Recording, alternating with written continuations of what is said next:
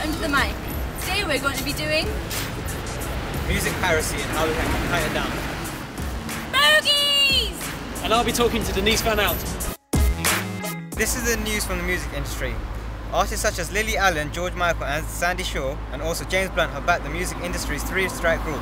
Basically what this means is that if you're caught illegally file sharing over the internet, your broadband will get cut off. So don't be a cheap ass and just buy the music instead from iTunes and stuff like that. We're here at Rough Trade just off Brick Lane and we're here to ask people their opinion on the new 3-strike rule from the music industry. So I'm here with Spencer, who's an employee, and we're just wondering what your opinion is, how it's going to affect the CD industry and the record industry. Well, I think downloads as a rule have sort of really more affecting sort of HMV, people like Virgin. Someone like us, we don't. Blood culture and giving music away in a weird way almost helps us out. I can see what you mean, yeah. Yeah, because the music we sell is, I guess it's considered niche. Yeah. So the more people that can hear that, in my opinion, is a good thing. You know, there's always been piracy. You know, it's not a new thing. It's kind of weird. You know, when I was a kid, I used to take the chart off the radio, of course, have it on my cassette, and we'd dub cassettes to each other, and I'd do cassette swaps across.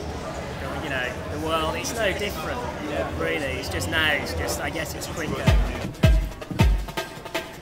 Under the Mic are going to play this game called Bogies! Enjoy! Bogies! Bogey!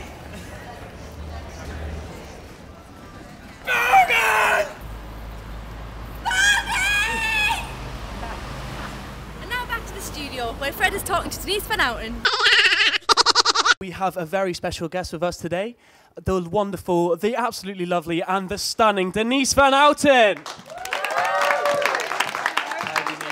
are you doing? Yeah, good, thank you. Got a little kiss there. Thank you. What a lovely introduction. Please put your feet up. Take a seat. Take a seat. Thank you. This is nice and relaxed.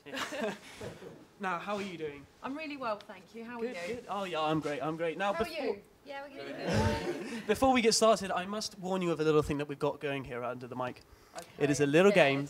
It is a little game that we've got going, and basically it's called Zookeeper. And if our producer, Samantha over there, if she says at any point Zookeeper, then we must all stand up and as enthusiastically as we can do our favourite animal. So for instance, I would be the 3-toed sloth. So if Samantha was to say... Zookeeper! And then stop for 5 seconds. It's just our little way of embarrassing you as much as we can on national television. Okay, now, to go on, so we were wondering, what are you doing now? What's new for you? Any new projects? I've just completed a run at the Edinburgh Festival, which went really well. So the show that I did, co-wrote, is called Blondes, and it's a celebration of iconic blondes through music. So I'm planning to take it on tour at some point next year and hopefully perform at a couple of West End venues. Oh, okay, that's wonderful. So what... Zookeeper!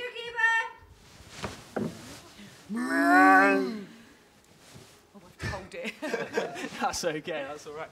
So, so these are the blondes in the... any famous blondes in there, or...? They're all famous iconic blondes, yeah, because the show is about my relationship, how I discovered them through my life. So some of them are probably you won't remember because you're too young. But I mean, you'll know Marilyn Monroe, the really obvious ones. Bonnie Tyler, have you heard of her? Yes, I have. Yes, I have. We've got, of course, Britney Spears, Madonna, Kylie Minogue, Olivia Newton-John. Just all singing iconic blondes. All right, so all through the medium of music. Absolutely. Wonderful. We were reading earlier this year that you wanted to be the next Cilla Black. Now, is that still true, or...? I've always loved Cilla's career, and the reason that I said that is because I've always loved Saturday night television, like the big sort of game shows and everything, which is what I grew up watching.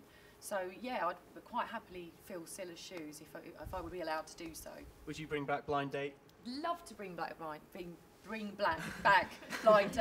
like Cilla Black, bit of a mouthful. Yeah. But yeah, I'd love to. I think there's room for it. I mean, there hasn't been a dating show for a long time. The trouble is, it's such an iconic show that it's really hard to replace, so it'd have to be something new and exciting. I don't know, maybe perhaps incorporating animals or something would help. Seems to work here. Animals and romance, there's a new one from Denise Van Outen. So, speaking of romance, the knot is finally tied with Lee Mead. Yeah, it is. Yeah, I'm now Mrs. Mead officially, which is great. Wonderful. So, we were wondering, when did that romance really start? Was it on the set of Any Dream Will Do? Was it love at first sight?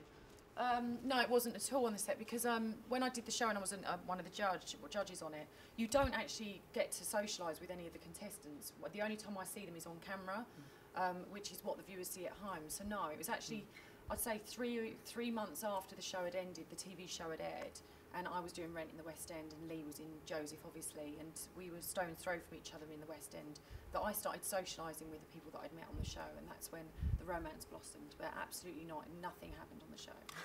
Okay, wonderful.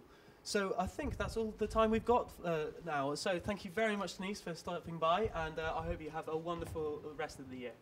Thank you very much. Thank you for having me.